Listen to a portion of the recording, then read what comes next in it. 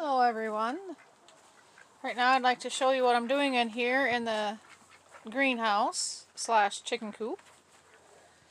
And sorry, I know I look like a hot mess, but I've been working all day and I don't want to stop to change it. And also, if there's a funny glare in here, my daughter accidentally broke my phone, and of course this crack went right over the front camera.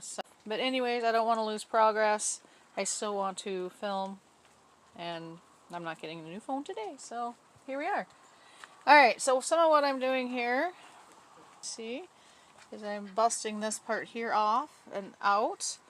That way it'll just make it so much easier when I want to try to walk through there.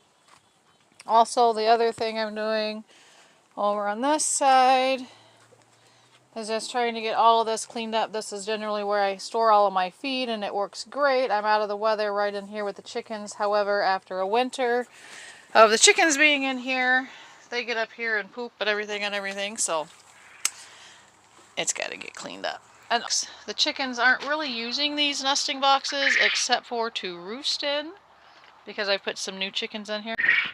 I'm thinking these are probably some really soft shells, yeah. So what happens in the summertime, they have plenty of calcium out, or springtime, but they're not in eating it. It's down there, got sprayed a little bit, but I get this, it's calcium and grit mix. So they've got it both in there. They peck around at it. I put seeds in there for them occasionally, and they pick the seeds out. But this is not their main priority right now, since they're all out and about. Oh, you have lots to say, huh? I'm letting my quail free range.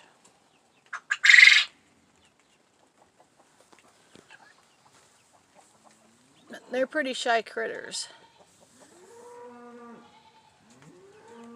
My cow, however, is not shy.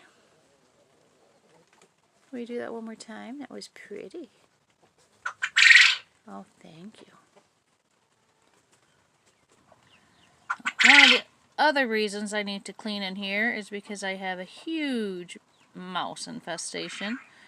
Last year I had my mother's rats in here. She had saved a rat from becoming snake food, and then she got it a friend, made sure they were sexed, so they were both male rats living in here, and I didn't have a single mouse in here. My dog got a hold of both of them at various different times and killed them, and yet this year I have just a ton of mice. It's crazy. I think I might get 2 little pet mice again for roaming around in here. They didn't bother with chickens. Occasionally they stole an egg, but I got more eggs than I got chicken feed.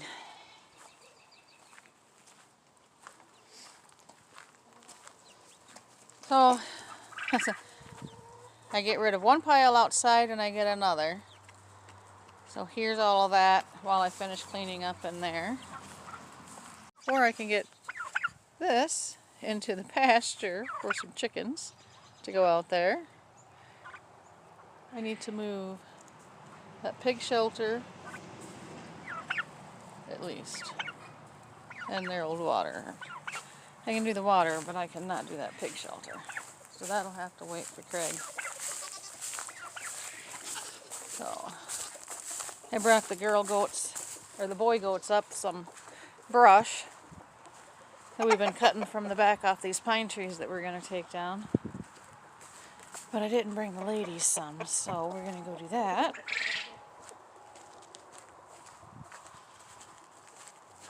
I love the sound the quails make. I don't really utilize their eggs. They just get fed back at the moment. Mainly because I have so many other eggs. And I know some people may say, well, that's a waste if you're going to have them. But it may be. I enjoy different various animals. I think quail have a purpose. They weren't necessarily what I had wanted, but we got some eggs to incubate, and we had 9, and we still got 9. So those trees back over here is what I've been working on cutting down to give the goats some different brushes. A bug just flew in my mouth.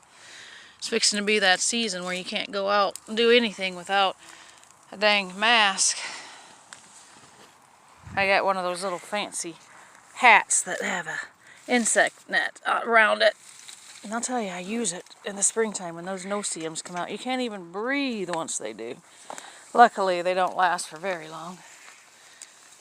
It'll take a couple trips going one-handed, but we can do it. Alright, so here's all my mama goats. And I just hang the ends of the branches onto the fence post there, and it works nice. Doris, don't be so mean. Hopefully I got a lot more work to get them before I can get them into the little barn. What I'm going to do with them, all the mamas and their babies that I'm going to be selling are going to go into here. And I'm going to go ahead and make this into two sections so I can separate the boys from the girls when the time comes, if I don't have them sold by then.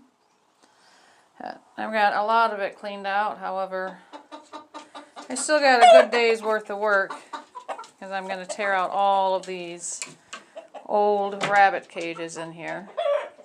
I'm going to try to leave that shelf down to just the very bottom, and it's primarily goat poop.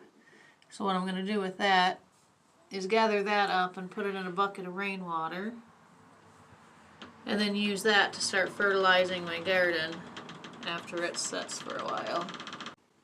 So this must be one of the younger crowns. And as you can see, it's kind of long and spindly. This one here is a little bit older and much thicker. Awfully shaky there, Leanne.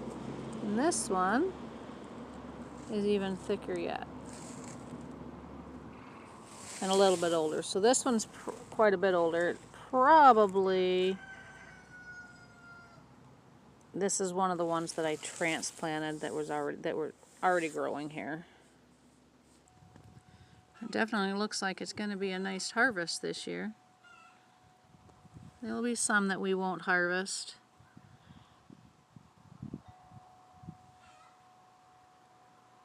But they're coming up nicely. And the stinging nettle is doing well. This will be a nice big patch of stinging nettle. And I have no fear of over harvesting this in here. I can harvest as much as I want. Some people fear stinging nettle. When it's at this young stage, it's not very prickly and very, very nutritious. But if you take it and just kind of smash it up a little bit, you can eat it raw.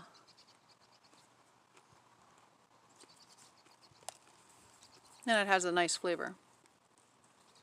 And no sting or bite at all. But here is all my bush beans, and I've got 2 in each one of these pots. 1 or 2 of them may have 3 just because that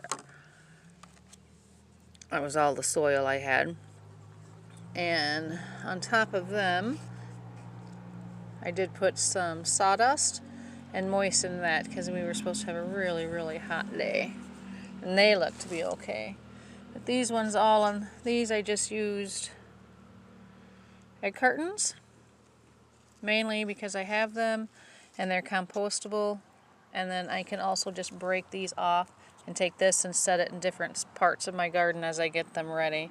And these are all like, some of them are cut flowers, these ones are cut flowers, that cut flower mix here, Cosmos, Candy Tufts, and I don't remember what this one is. Oh, and asters. But they are looking like they're a little dry, so I'm going to get a tray over here and soak them with some rainwater. And then these are some chamomile, which nothing's happening yet, and watermelons probably. And I think that one's maybe a mystery melon. What I probably should do with these chamomile is get them over there underneath my other herbs. I don't know how well they come up. I've never been a very good flower starter. Alright, I got this barrel that's cut in half. It rained the other day quite a bit, and I've been using that for water. I do have access to a hose and more rainwater, but this is right here, so, and it doubles. If we get a frost or freeze, I can cover and then come over here, and just all I got to do is flip that over most of these plants.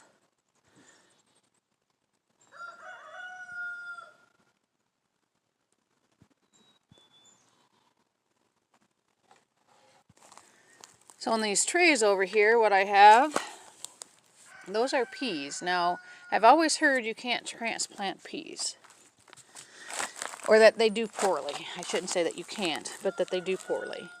However, I was watching the gardening show, I think it's Hugh Richards, and he was planting his peas in a rain gutter. I don't have a rain gutter. I think this is an old ballast to some shop lights. Is what I think that is. And I just use some egg cartons, the top ends, and put those at the end here to help contain the soil on the ends. And then everything else is under the... This is the only part, if you see, that's the only part that is in this. But he just took them and shook them down and right into a trench and then put his trellising poles over it. I've never planted peas this way before, but his method looked awesome. I always have sporadic peas coming up, so I figured why not give his method a try. He had planted... So years ago I traded some of my asparagus crowns for some comfrey roots. So here's the comfrey in its early stages coming back to life. But this has got a lot of things that I can come in here and break this off of. I should be able to get some roots and crowns out of here. Here's my other comfrey plant. Looks like bugs have already been nibbling on this one.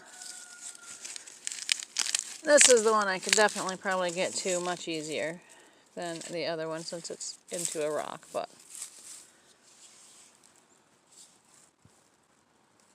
this will get to be a huge plant.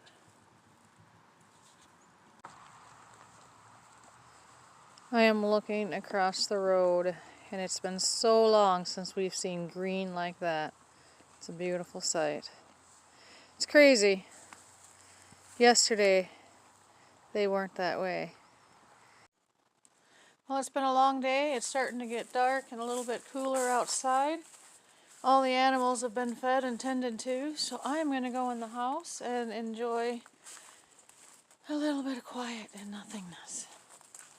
Sophia and Craig are off visiting Grandma and Grandpa over at the cabin on the lake. And so it's just Shadow and I and Mom and her dog here. Well, if you like this video, please give it a thumbs up. And if you feel like it and would like to continue watching what I have going on and more progress, hit the subscribe button and the bell button and you'll be notified anytime I post a new video.